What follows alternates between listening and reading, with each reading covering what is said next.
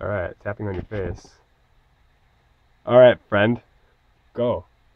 I must tell you from experience, there aren't many more things that are more anxiety bringing than stepping in front of 200 people in a Speedo for your first high school swim meet. That was my experience. It was scary, confusing, and exhausting. But I would be crazy if I didn't tell you that it wasn't also the best time I've had in a sport in my entire life. It was a new experience, and when I look back on the event, I can always remember the negatives. And I would like to talk about how people always remember negatives instead of positives, and how we can change that so that we can get a positive experience from what we deem as a negative experience. Clifford Ness is a professor of communication and always said that some people have a very positive outlook, but most time when we look back on experience, we can always remember the negatives. And that's because people usually remember the negative things that happen in an event a lot more than the positives. And that's kind of unfortunate because someone can have a really positive experience, but simply because they had some negative emotions that went along with it, they'll never go back and try it again because they think, oh, it'll just end up the same way. What I've kind of deemed in my high school experience so far is that I'm actually a pretty shy person. And by putting myself out there, I experienced a lot of emotions like, oh, what are people going to think of me? Or am I doing this right? Or what do I need to do differently to get what I want out of the situation instead of feeling like I need to impress everyone? And the way that I've kind of coped with this is that after one of these situations that I don't necessarily feel all positive about, I really break it down and think about it. And that's really helped me. What I do is I separate negative emotions from the positive ones and figure out why I have the negative emotions. For me, I have a lot of anxiety in new situations, especially.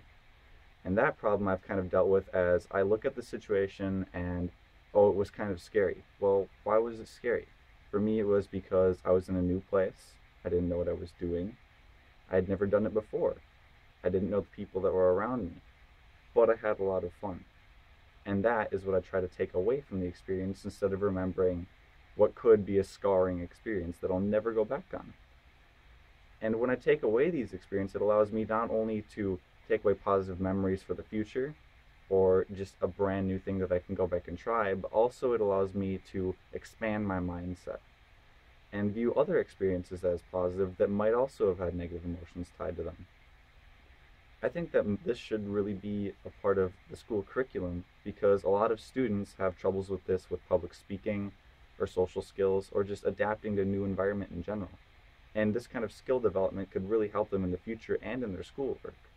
I know that in my case, it helped me a lot in sports grow as an athlete and as a person because I was growing not only to a better swimmer as being exposed in different environments and stress levels and being able to cope with them, but also being able to be a captain this year and communicate with my team and really lead them instead of just wondering if I was doing everything wrong.